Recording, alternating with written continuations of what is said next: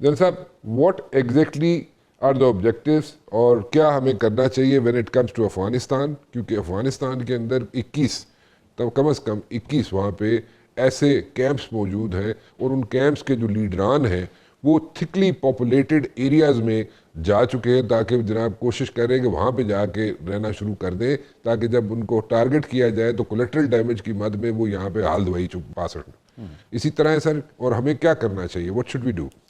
پاکستان کی قیادت اس وقت ان ہاتھوں میں ہے جو زیرو ٹالرنس رکھتے ہیں ٹیررزم کے خلاف بھی، اور پاکستان کی سوورینٹی اور انٹیگریٹی کے خلاف بھی، کسی بھی حد تک چلے جائیں گے۔ اور وہ جا رہے تھے، اگر یہ مودی صاحب اپنے صلح صفائی کے لیے ریکویسٹ نہ کرتے اور جا کے ٹرمپ کے پاؤں نہ پڑتے تو ہم نے تو ان کا اس وقت بھی سفایا کافی حد تک کر دیا۔ Talking about the 4 day conflict۔ 4 day conflict۔ تو اب افغانستان کا جہاں تک آپ نے سوال کیا، دیکھیں آج کل AI کی ٹیکنالوجیز ہیں جو اسرائیل نے استعمال کی ہیں غزہ میں، لیونڈر گاسپل، ایک ایک بندے کا پتہ ہوتا ہے کہاں پھر رہا ہے، اس کو ٹریکنگ کر رہے ہوتے ہیں۔ اب دیکھیں جہاں پہ بھی ہیں، اور یہ اپنے بچوں بیووں کے ساتھ پھرتے ہیں، جتنے بھی طالبان ہیں، فتنہ الخوارج، جا کے ان کو کہتے ہیں ہیومن شیلڈ۔ بٹ جو پاکستان میں انہوں نے لہو بہایا ہے، 100 سے زیادہ بندے یہاں زخمی شہید کر دیے ترلائی میں لا کے کیپٹل میں، پہلے ہماری کورٹس کے ساتھ حملہ کیا، ہماری کیپٹل دیکھیں اس میں یہاں تک کرتے رہے، اور ہمیں 75,000 سے زیادہ انٹیلیجنس بیس آپریشن کرنے پڑے 2025 میں۔ تو ہمیں انہیں چھوڑنا نہیں چاہیے جہاں جب بھی ہیں، اور ان کو ٹیک آؤٹ کریں، بالکل ان کا صفایا کریں، اور ساتھ ساتھ بات کریں یہ جو ہے TTA والے کہ آپ ابھی ٹائم ہے سمجھ جائیں، ورنہ آپ کا بھی صفایا کر دیں گے۔ اور اب تو دیکھیں خبریں آ گئی، اندر سے ڈویژن ہو گئی ہے، یہ جو TTA والے ہیں ان کے خلاف اندر سے کافی ساری ڈویژن تھے، حقانی گروپ کی، کنداری گروپ کی، پنشیری گروپ کی، اور جو مزار شریف والے ہیں آپس میں کہ بھئی کیا کر رہے ہیں آپ۔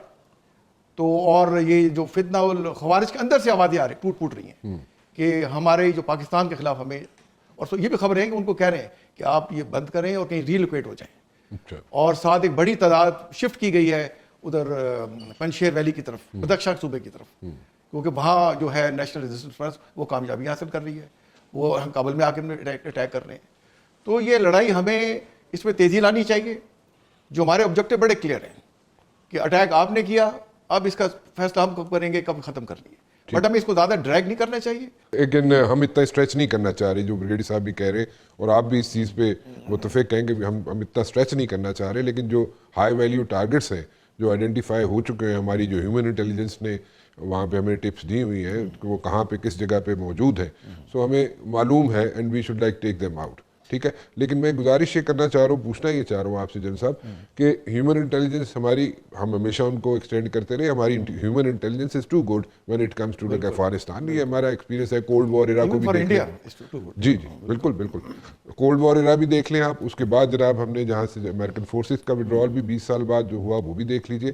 سو ہم لوگوں نے وہاں پہ ان لوگوں کو بھی ہیلپ آؤٹ کیا، افغانستان کے لوگوں کو بھی، افغانیوں کو بھی ہیلپ آؤٹ کیا، اور ہماری انٹیلیجنس آؤٹ فٹس کی وجہ سے ہی یہ اتنا بڑا وہ ہوا بن گئے ساری دنیا میں افغانی۔ لیکن دا پوائنٹ ہے کہ کتنا عرصہ دیتے ہیں ہم اپنے آپ کو کہ ہم we should like take them out? میرا خیال ہے یہ 1 مہینے سے زیادہ عرصہ نہیں لگے گا۔ اچھا جی، ہفتہ ایک ہوا ہے، اور میکس میں سمجھتا ہوں کہ مہینے کے اندر ہمیں یہ تمام جو ہے ٹیررسٹ کیمپ کو بساط لپیٹ دینی چاہیے ہمیں، ٹھیک، اور ان کی جو TTA کے لیڈرشپ کو بھی ہم should start targeting them, okay, اور تبھی ان کو سمجھ آئے گی۔ ٹھیک ہے۔ اور ساتھ ساتھ دیکھیں جو ہمیں اب لیٹسٹ اپنا رانا صاحب کہ برگرام ایئر بیس دیکھیں، جی، وہاں اسرائیلی ہیرن اور ہرمیس 450 وہ ایک بڑی تعداد میں موجود تھی، دیکھیں، اور وہ کس لیے موجود تھے بھی، کس کے لیے تیار کر رہے تھے ان کو، تو ہم نے پہلے دوسرے دن ہی پتہ چلا تو ہم نے ان کا صفایا کر دیا۔ تو برگرام ایئر بیس میں اسرائیلی کیا کر رہے ہیں؟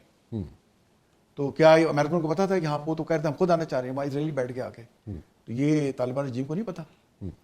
پھر آپ دیکھیں UNAMA United Nation Assistant Mission in Afghanistan, وہ کیا فرما رہے ہیں کہ جی عورتیں مر گئیں، وہاں پہ شہریوں پہ حملہ ہو رہا ہے۔ یار غزہ میں 3 سال ہونے والے ہیں، آپ کو وہاں عورتیں نظر نہیں ہیں، بچے نظر نہیں آئے، وہاں انٹرنیشنل چارٹر یونین کی وائلیشن نہیں ہو رہی، افغانستان کی آپ کو آ رہی ہے۔ اور پھر آپ ایک طرف وہ عورتوں کو جو ہے تعلیم حاصل کرنے نہیں دے رہے، ان کو چھڑیوں سے مار رہے ہیں، تو آپ نے ویڈیو دیکھی ہوں گی، جی جی، وہ کہہ رہے ہیں آپ تعلیم کا حق نہیں دے رہے، تو UN کیوں ان کو ایڈ دے رہے ہیں؟ میرا مطلب ہے کہ جب 2021 سے میں پہلے 2 سال تو 3 سے 4 بلین ڈالر دیے، پھر 2 سے 3 بلین ڈالر دے دیے، امریکہ لتا دے رہا ہے UN अलहदा दे रहा है, ये क्यों दे रहे हो भाई? तो ये हमें ओवरऑल गेम प्लान समझना होगा कि ये जो बड़ी ताकतें हैं इनके इंटरेस्ट में है कि अफगानिस्तान में दहशतगर्दी रहे, वरना ISKP को कौन ला के बसा गया यहाँ पे? वो तो इराक सीरिया में लड़ रहे थे। अभी वो जो रिपोर्ट आई रशियन फॉरेन मिनिस्ट्री की कि वहाँ पे 3 से 4 हज़ार बैठे हुए हैं, भाई कहाँ से आ गए ये? इजराइली क्या कर रहे थे बरग्राम एयरबेस पे? तो हमें ओवरऑल ये समझना होगा, लेकिन पाकिस्तान के इंटरेस्ट के सामने रख के फैसले हम कर रहे हैं। हमें इस ऑपरेशन में तेजी लानी चाहिए मैंने, और मैक्सिमम महीने के अंदर इसको निबेड़ देना चाहिए। You see that happening in 1 month's time? जी इंशाल्लाह ताला मैं समझता हूँ ये होगा।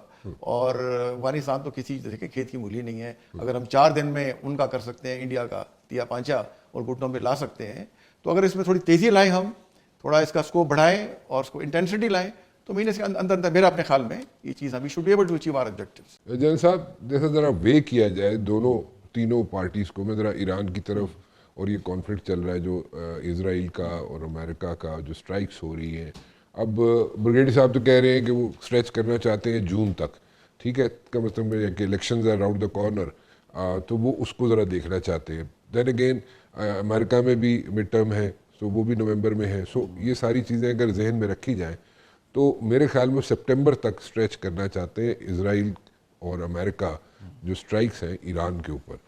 क्या ईरान के अंदर अगर वे किया जाए तीनों एंटिटीज़ को, तो क्या ईरान के अंदर इतनी कैपेसिटी है कि वो सितंबर तक स्ट्रेच कर सके सारी चीज़ों को, वॉर को सस्टेन कर सके? 1 सेकेंडली, क्या ये दोनों ममालिक जो हैं इजराइल और America, they are good till सितंबर के वो उसको ड्रैग कर सके? आप हंस रहे। हाँ देखिए, ये बड़ी हाई इंटेंसिटी वॉर है जी। और मिसाइल जैसे हमने देखा हिट कर रहे हैं तल अवीव को जाके जी, और इंटरेस्टिंगली तल अवीव से ज़्यादा यूएई में जाके मिसाइल गिरे और उनसे उसके बाद फिर आके ये कुवैत में गिरे और बहरीन में, चौथे नंबर पे इजराइल में जा रहे हैं। वो इतना लेड उसका डिफेंस है।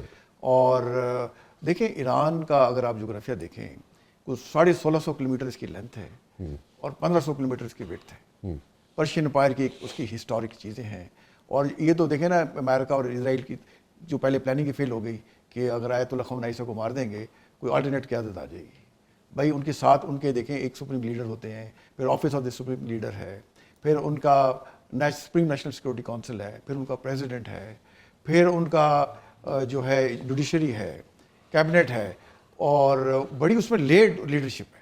IRGC वाले अलहदा हैं। लेकिन जिन सब एक तो चीज़ माइंड में ज़रा रखें ज़रूर जी। कि वहाँ पे पिछले 12-13 साल से सारे सिस्टम में, ईरानियन सिस्टम में पेनिट्रेशन भी बेताशा हुई है। देखिए बेताशा हो गई है और ये उसकी कॉस्ट अब बेयर कर रहे हैं। जी, अगर वो अपनी काली भेड़ों का सफाया नहीं कर सके, जी। आप देखें कि वहाँ पे आई थिंक 23 के 24 UN के ऑफिस हैं जी, ईरान में, एक पे भी ईरानियों ने हमला नहीं किया हाँ, और सोग बना रहे हैं 40 दिन के लिए। हमारे यहाँ तोड़फोड़ शुरू हो गई। हाँ, गिलगित बल्तिस्तान में देखें, कराची में देखें, इस्लामाबाद में देखें, जी, मतलब हुकूमत की चीज़ों को तोड़-फोड़ रहे हैं। जी, तो ये जो काली भेड़िए होते हैं बीच में, जिनको पैसे लगे होते हैं, जिनकी वेस्टेड इंटरेस्ट है, तो ईरान तो उसमें काफ़ी हद तक नाकाम रहा उनको आइडेंटिफाई करके एलिमिनेट करना।